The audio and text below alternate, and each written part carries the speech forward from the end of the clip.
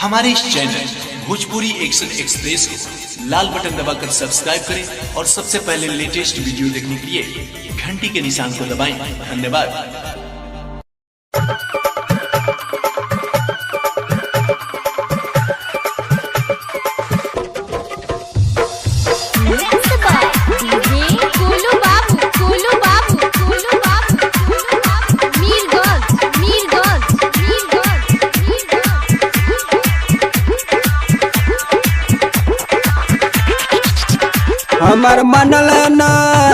हमर मनला ना भौजी बलम बतिया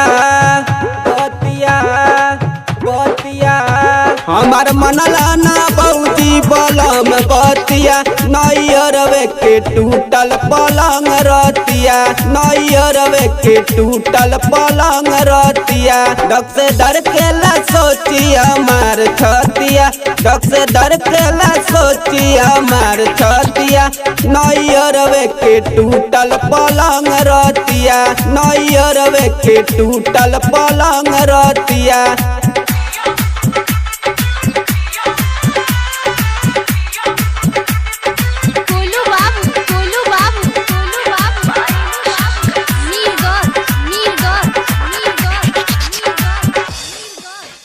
औरी काका बताई तो से बात हो हमारा संगे कैले सैया घात हो औरी काका बताई तो से बात हो हमारा संगे कैले सैया घात हो दियले हुए रवाई हमार नतिया दियले हुए रवाई हमार नतिया नैयरवे के टूटल पलंग रतिया नैयरवे के टूटल पलंग रतिया।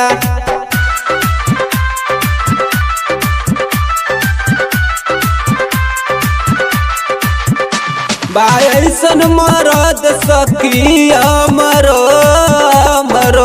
पहले रतिया में सोर बैल सगरो बायसन मरद सखी अमरो पहले रतिया में सोर बैल सगरो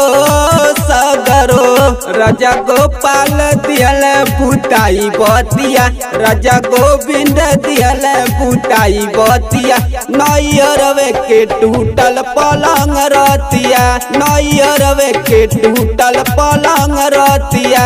हमार मनला ना भौजी बलम बतिया हमार मनला ना भौजी बलम बतिया नैयरवे के टूटल पलंग रतिया नैयरवे के टूटल